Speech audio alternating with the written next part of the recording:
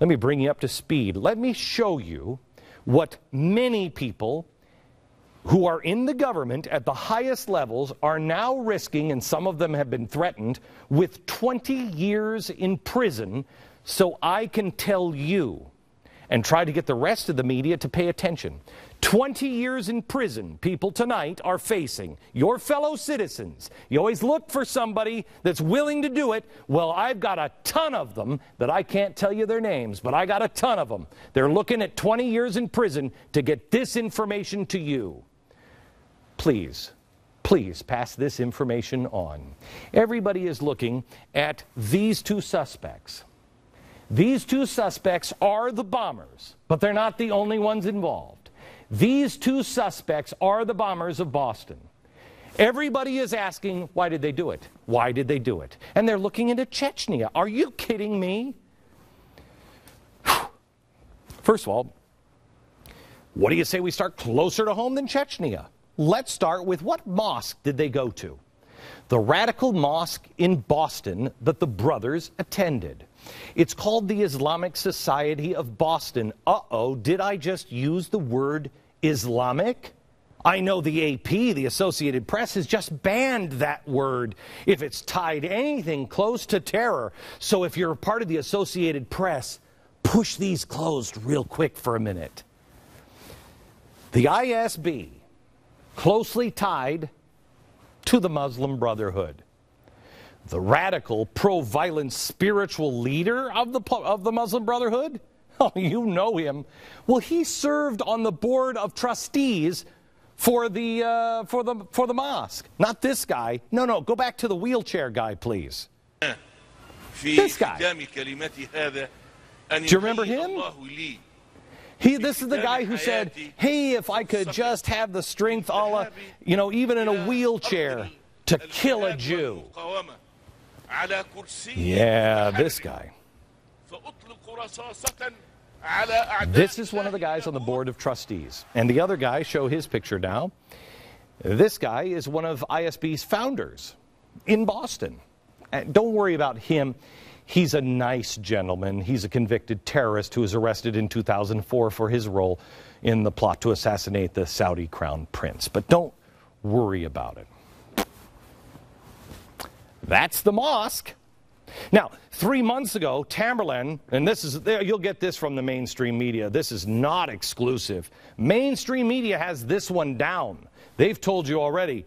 Just a few months ago, Tamerlan was thrown out of his mosque for allegedly having an outburst over Martin Luther King, shouting, "You cannot mention this guy because he is not a Muslim."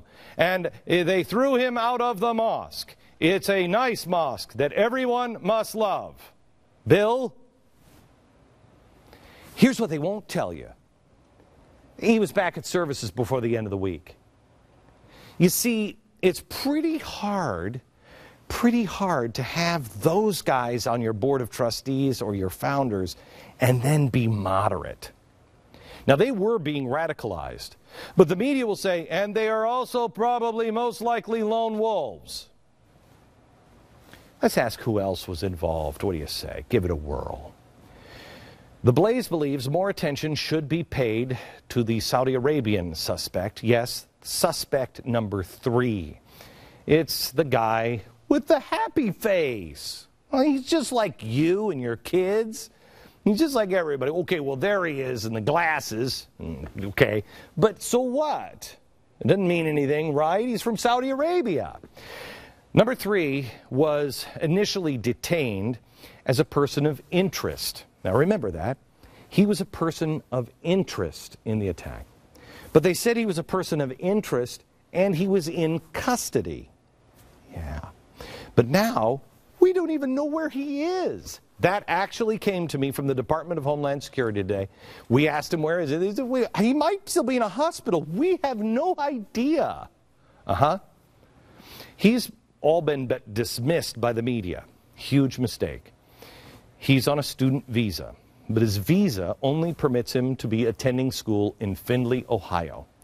Now, he was scheduled to enroll in the University of Findlay, but he never enrolled. That is required by his visa, but nobody at ICE notice that they were probably looking for white racists. I don't know. They were probably not securing the border to worry about this guy. Now, Janet Napolitano and the Department of Homeland Security have flat out refused to answer our questions, although she did admit that there was some Saudi national in custody. She just thinks it's a different person who in no way is affiliated with the attack, and definitely not that guy. According to a law enforcement official with direct knowledge of the case, who participated in the identification process, said the Saudi national that was in the hospital in Boston, the person for whom the event file was created that we'll tell you about, listing them as a terrorist, one and the same.